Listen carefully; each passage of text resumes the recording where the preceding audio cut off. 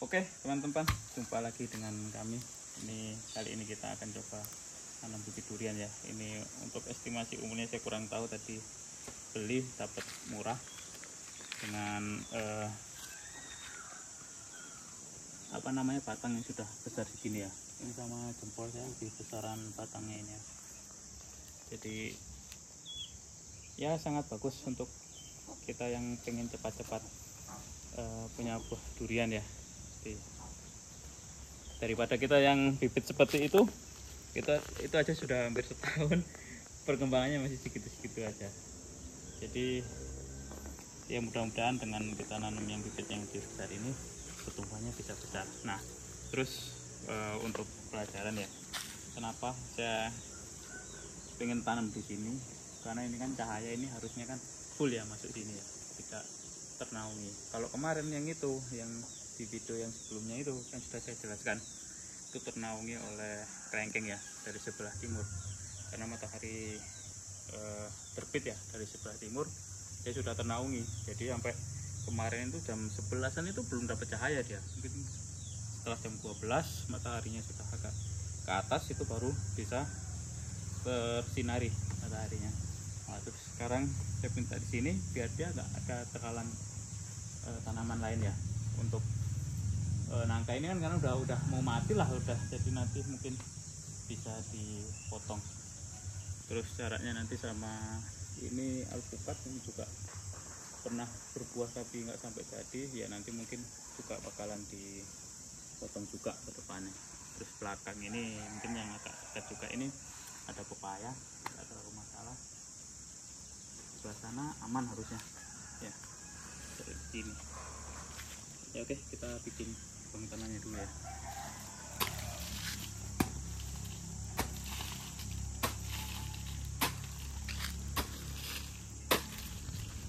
Ini jenis apa tadi, Mas? Kalau ini musangking yang ini ya, kelihatan ya kalau musangking itu lebih panjang-panjang ya daunnya, lebih panjang dan lebih mengerucut. Kalau yang tadi kan lebih besar makanya montong. Kalau ini kurang tahu juga ya, lupa. Kalau enggak di 24 itu apa yang itu di 24 lupa ya. Lokal ya berarti. Kalau enggak montong juga mungkin ini. Ini musangking. Ini murah loh teman-teman, segini nih. Masa ini udah ada setahun, Mas? Wah, lebih itu. Lebih ya? Kalau 2 tahun ke atas itu. Bener-bener barusan beli di pasar teman-teman, waktu nyari-nyari apa gitu, terus kok kelihatan satu orang ada jualan bibit. Akhirnya kita balik lagi ke pasar, terus kita beli. Bener-bener baru nyampe rumah ini. Ya mudah-mudahan bisa survive aja Mas ya di sini ya Mas. Ya, kan sekarang juga masih Januari kan, yang masih kebagian hujan banyak. Februari, Maret sampai April lah. Kalau enggak 3 bulan setelah tanam itu masih air tercukupi.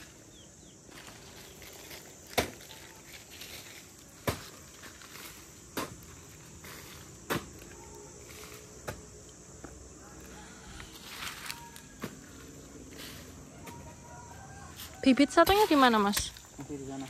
Tuh montong yang. Nanti kita lihat ya teman-teman. Juga sebesar ini ya. Ini ya, semeter ini lebih ya Mas? Semeter lebih, saya ini semeter 1,67 meter, 1,67 lah. Ini sudah lebih dari saya ya, harusnya 180-an ada. Hampir 2 meter lah ya? Ya, 2 meter.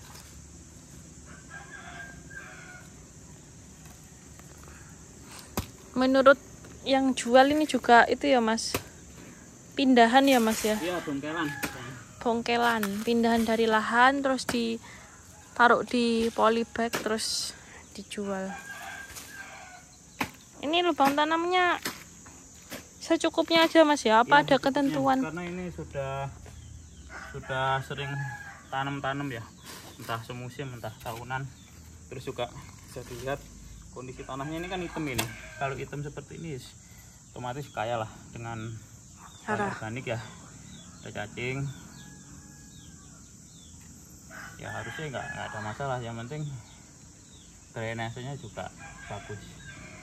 Kalau lari ke sini ya nanti ya drainasenya ya. Ya nanti kita mungkin perdalam juga Soalnya kalau hujannya intensitasnya tinggi ya tergenang dikit lah. Makanya nangka ini asumsi saya ya, karena akarnya sering terendam ya, hujan bang. Soalnya kemarin-kemarin air itu mesti mengenang gitu. Kalau lagi hujan deras teman-teman, soalnya ini juga memang kayak memang dilewati air ya. Di situ ada lubang kurang besar kayak Mas ya. Bukan kurang besar, yang di luar, Nyumpet ya. di luar musim. Makanya larinya ke sini. Kami ini udah tadi malam nggak hujan kayak Mas ya. Gerimis aja, jadi nggak begitu menggenang air.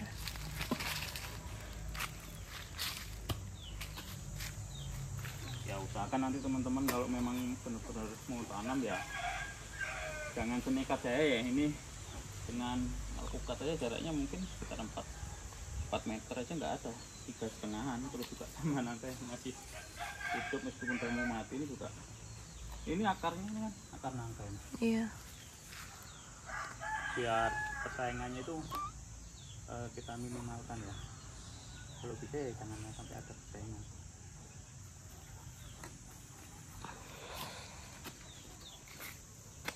Nggak rasa cukup lah segini biar nanti dia nggak terlalu ke dalam ya. 30 ada ini kayaknya Mas. Ada 40 ada.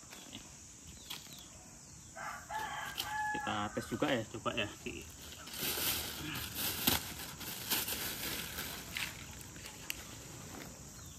dapat kan ya, agak mujung dikit nggak apa-apa, malah lebih bagus ya.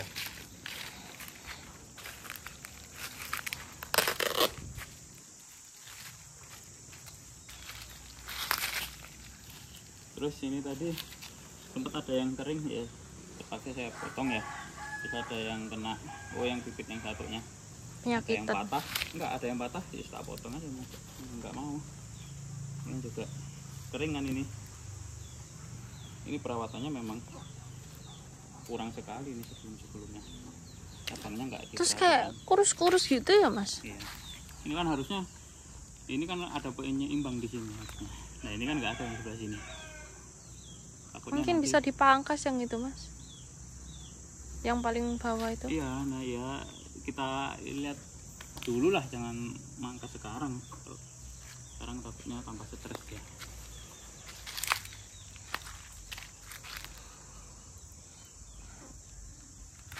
Oke ya, langsung kita gunting aja. Itu apa sih Mas sebenarnya kok dikasih ijo-ijo itu? Karena ini dongkelan. Tanah diwadahi gitu paling Iya, ya. dari penjualnya ini dongkelan ya, makanya ini biar tanahnya nggak terurai ya diikat seperti ini. Makanya ini tadi berat, tak pikir loh kok berat ini ya, padahal ini sekam kan. Ternyata informasinya dongkelan, berarti ini yang dalamnya ini tanah. Tapi saya malah seneng kalau kayak gini, otomatis kan dia sudah nggak Pernah di lahan lah ya. ya, nggak minim stres lah istilahnya. Dan kalaupun ini bukan dongkelan, nggak mungkin secepat ini Mas ya. Maksudnya Iya, kalau di-bag ya. Ya tadi minta ini sebenarnya kalau ada bawor atau duri hitam. Nah yang adaptif di dataran rendah itu sampai saat ini masih 2 varietas itu ya. Lepas ada lokal lainnya, tapi yang populer itu memang bawor sama duri hitam. Kalau untuk musangking jelas itu dimanapun sulit. Kalaupun di tempatnya yang subur itu mesti sulit musangking. Tapi ya nggak apa-apa, karena adanya ini kan, mumpung tadi saya katakan murah, ya udah saya embat aja. Mungkin nanti ini kalau bisa udah sempet berbunga atau berbuah nanti nggak maksimal ya, mungkin nanti tinggal saya setek aja. Kan kita udah istilahnya beli waktu lah kayak gini kan, untuk pertumbuhan batang sebesar ini kan udah butuh waktu 2 tahunan lebih, 3 tahun mungkin ya. Nah, makanya itu kita beli waktu di sini, nanti kalaupun hasilnya nggak maksimal bisa kita stek gitu lah.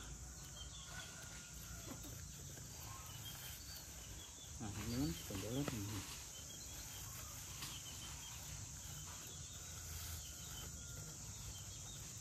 Ini bisa tapi kelamaan ini. tapi memang yang habis dari polybag terus dipindah ke lahan mesti ngalami fase stres dulu ya mesti ya.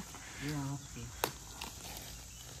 Nah namanya adaptasi sama lingkungan ya, tidak hanya di dalam tanah, bahkan di udara kan, kayak tadi saya jelaskan, sinar matahari, persaingan, terus dia biasanya mungkin yang full sinar, terus karena ada naungan dikit dia nggak dapat sinar, ya otomatis ada yang berkurang di situ, perlu adaptasi.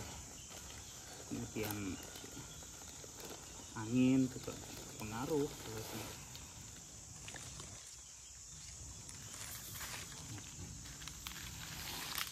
Itu jaringnya dilepas ya Mas? Iya, ini harus dilepas, kalau nggak dilepas ya gimana gitu kan. Ini kita taruhin aja ya, biar kita full panas aja.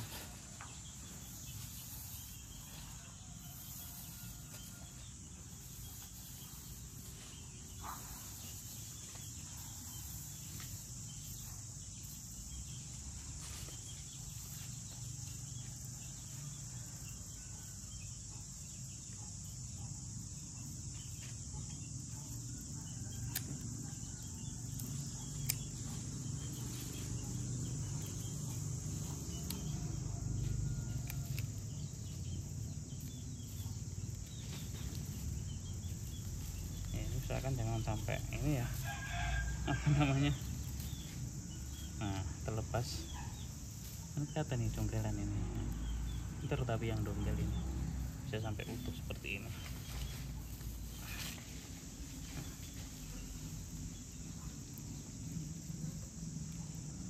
Oh, ini akar paling bawahnya kayaknya berat banget. Nah kita cek dulu, ini sejajar sama ini, malah terlalu dalam, jangan sampai. Berarti kita kasih tanah dulu bawahnya.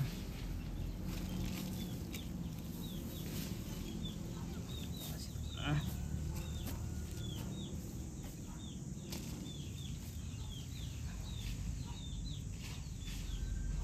Susah nih. Nah sekarang udah lebih tinggi ya dari sini, gak apa-apa wis. Sekarang kita aja kencing kan,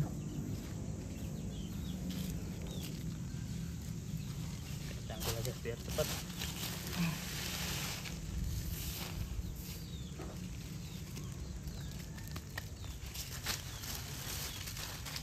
Kalau saya sendiri sebenarnya kurang suka sekam seperti ini untuk ditanam ya. Kalau beberapa mungkin pegiat tanaman buah-buahan ya masih ada yang suka mencampurkan di lahan ya, bukan di bibit. Kalau untuk buah bibitan ya jelas nudupat lah. Untuk sekam ini selain dia ringan, yaitu bagus buat Mengikat air. buat di tempat buah bibit ya. Tapi kalau untuk di lahan saya kurang suka, tapi masih ada yang pakai kadang. Saya lebih suka pakai tanah biasa seperti inilah. Sebenarnya kalau sekam bakar sama sekam biasa itu bagus mana ya Mas? Kalau menurut saya bagus sekam bakar, karena itu kan tinggi dengan karbon ya. Habis mengalami pembakaran ya? Ya itu buat, sebenarnya itu tuh sebenarnya bukan pupuk, itu buat makanan mikroorganisme. Jadi otomatis kalau mikroorganismenya dikasih makan, dikasih tempat di situ, otomatis kan aktivitasnya itu yang membuat daerah perakaran ataupun tanah itu sehat. Itu lebih ke pemberian makan sih.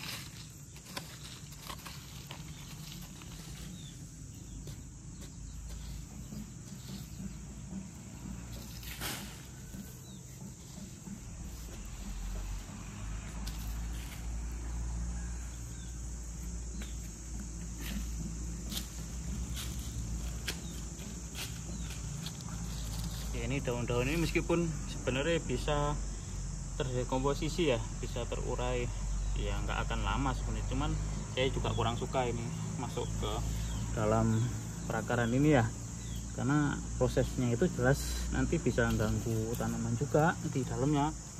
Entah nanti ada bakteri yang tidak cocok di situ, malah menyebabkan apa ya, tanamannya stres. Jadi ya pasti aja terdekomposisi ya, sama dengan pupuk kandang sebenarnya.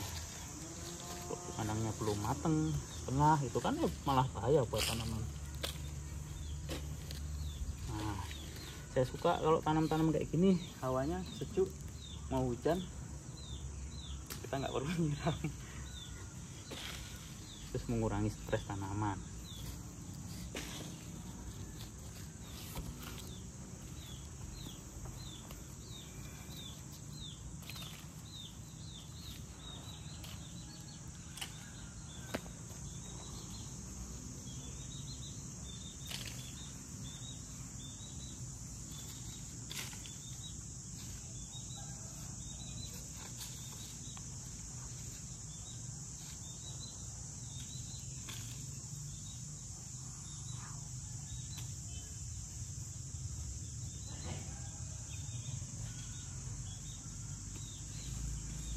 Udah ya, kita tinggal merapikan saja, terus mungkin nanti dikasih air juga, ataupun di sekelilingnya dikasih apa semacam pagar ya, karena di sini ada ternak juga, ayam, jelas nanti bisa membahayakan tanaman juga, terus angin kencangnya ya. Jadi cukup sekian dulu ya.